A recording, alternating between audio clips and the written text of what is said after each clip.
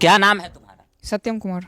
पिताजी क्या करते हैं? खिलौना बेचते हैं। खिलौना बेचते हैं? हाँ, अच्छा, कहाँ खिलौना बेचते हैं? मेला सब में। तो यह सत्यम कुमार है और सत्यम कुमार जो है बिहार बोर्ड मैट्रिक एग्जाम में जो है इतिहास रच दिया है। बिहार बोर्ड में स्टेट टॉपर है, यानी कि 8वां रैंक है और इनका जो मार्क्स है वो 481 है, यानी कि 481 मार्क्स जो है इनको आया है। पिताजी जो है इनके खिलौना बेचते हैं, मेला मेला में जाकर जो है खिलौना बेचते हैं। लेकिन बच्चा देखिए सुदूर देहात में इसका घर है और यह बच्चा कोई ज्यादा दूर का नहीं है, यह मधुबनी जिला के राजनगर प्रखंड का यह बच्चा है और पूरे बिहार में कहीं ना कहीं जो है परचम लहरा दिया है। ये बताइए कि आप कितने घंटे पढ़ते थे जो इतना अच्छा मार्क्स आपको आया है? अप्रोक्स 7-8 घंटा हो जाता। अच्छा, 7-8 घंटा आप पढ़ते थे? अच्छा, सुनते हैं कि आप जब पढ़ते थे तो आप अपने घर के अंदर से बंद कर लेते थे? हाँ, क्योंकि ज़्यादा डिस्टर्ब ना हो, कोई बुला लेते भी थे घर के।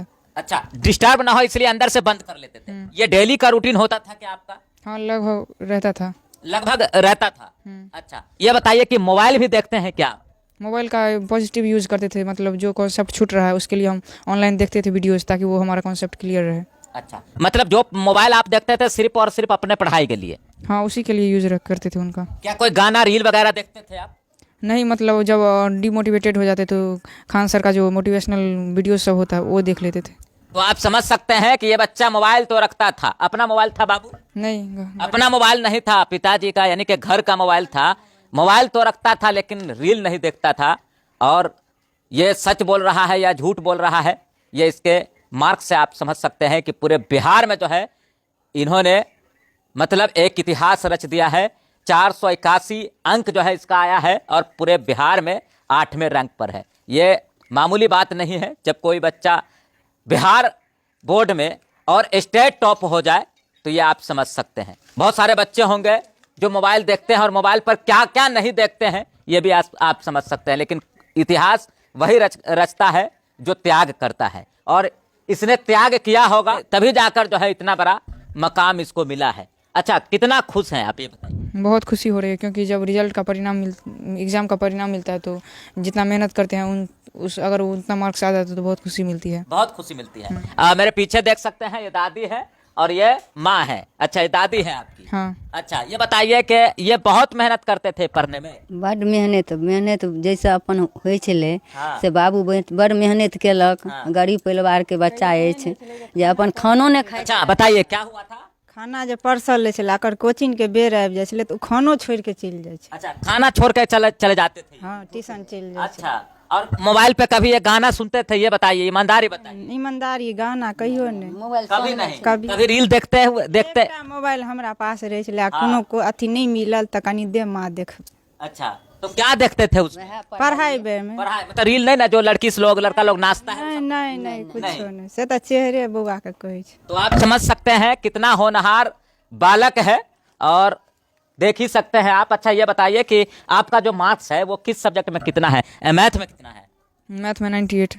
सोशल साइंस में कितना है? 92। साइंस में कितना है? 96। अच्छा, हिंदी में कितना है? 98। और इंग्लिश में कितना है? 78। और संस्कृत में कितना है? 97। 97। यानी कि इतना अच्छा मार्क्स। आप गांव देहात में रहते हैं, ये बताइए कोचिंग कैसे करते थे आप? कहीं पढ़ते थे या खुद सेल्फ स्टडी करते थे, क्या करते थे? कोचिंग भी करते थे और सेल्फ स्टडी भी बहुत किए थे। कोचिंग ज्ञान गंगा शिक्षण संस्थान जो कि मैलाम में है, हाँ। वहीं से मैं कोचिंग लेता था। अच्छा, और सेल्फ स्टडी करते थे 7-8 घंटा? नहीं, 7-8 घंटा नहीं, 7-8 घंटा तो कोचिंग मिलाकर हो जाता था। अप्रॉक्स 4-5 घंटे सेल्फ स्टडी हो जाता था। अच्छा, तो मतलब जो टाइमिंग था आपका पढ़ने का वो डेली होता था या किसी टाइम भी पढ़ने बैठ जाते? नहीं, किसी भी टाइम पढ़ने बैठ जाते थे। बस एक दिन का जो गोल होता है, टारगेट होता है, उन्हें पूरा करना था। अच्छा, तो ये बताइए कि आप पढ़ लिख कर क्या बनना चाहते हैं? मैं IIT इंजीनियर बनना चाहता हूँ। अच्छा, IIT इंजीनियर बनना चाहते हैं, यानी कि इंजीनियरिंग में भी सबसे बड़ा इंजीनियर बनना चाहते हैं? हाँ। अच्छा, तो किसने बताया आपको IIT इंजीनियरिंग के बारे में? IIT इंजीनियर के बारे में मेरे एल्डर्स जो हैं, हाँ। गांव देहात के मेरे चाचा जी सब जो हैं, उन्होंने भी बताया। और उनके बारे में जब मैं जाना तो उन्हें सोशल मीडिया पर उसके अंदर के मतलब उसके बारे में जानने की प्रयास किया। अच्छा, तो आप IIT इंजीनियरिंग ही क्यों करना चाहते हैं? क्योंकि मैं चाहता और उसमें मेरा इंटरेस्ट भी, और साथ ही मैं चाहता हूँ कि भविष्य में मैं अपने देश को विज्ञान और प्रौद्योगिकी के क्षेत्र में बहुत आगे ले जा सकूँ। जिस प्रकार APJ अब्दुल कलाम ने अपने देश के लिए बहुत अच्छे काम किए और देश को डेवलप्ड कंट्री के हिस्सा में लगभग आ गया था। APJ अब्दुल कलाम को जानते हैं? हाँ, बहुत अच्छे तरीके से। अच्छा, तो मतलब उनको फॉलो करते हैं? हाँ। तो आप बाहर खेलते कितना देर थे, दोस्तों के साथ कितना टाइम स्पेंड करते थे? वही 2-3 घंटा। 2-3 घंटा। दोस्तों के साथ जब आप जाते थे तो क्या बातें होती थी, मतलब किस तरह की, किताब से रिलेटेड या फिर कुछ इंटरटेनमेंट भी होता था? मेरे स्टडी से भी रिलेटेड होता था और कुछ इंटरटेनमेंट भी हो जाता था, क्योंकि इंटरटेनमेंट होता है तो कुछ मतलब मन जो होता है वो भी थोड़ा इंटरेस्ट आता है, मतलब विभिन्न तरीके से काम में, और दोस्तों के साथ इंटरटेनमेंट करने में तो सबको मज़ा आता ही है। हाँ जी बिल्कुल। अच्छा ये बताइए कि आप साइंस रखेंगे आगे, आगे आप साइंस रखेंगे तो अगला बार जो रिजल्ट आएगा आपका, यानी 2026 में, वो किस तरह का आने वाला है और किस तरह की मेहनत आप कीजिएगा? क्या लगता है दोबारा आपके गांव में, इतना खराब रोड है, दोबारा आपके घर पर जो है मीडिया आए? मैं चाहता हूं कि अपने तरीके से जो भी हो सके मैं 100% देने के लिए तैयार हूं और अपना सेल्फ स्टडी करूंगा और 100% देने की पूरी कोशिश करूंगा।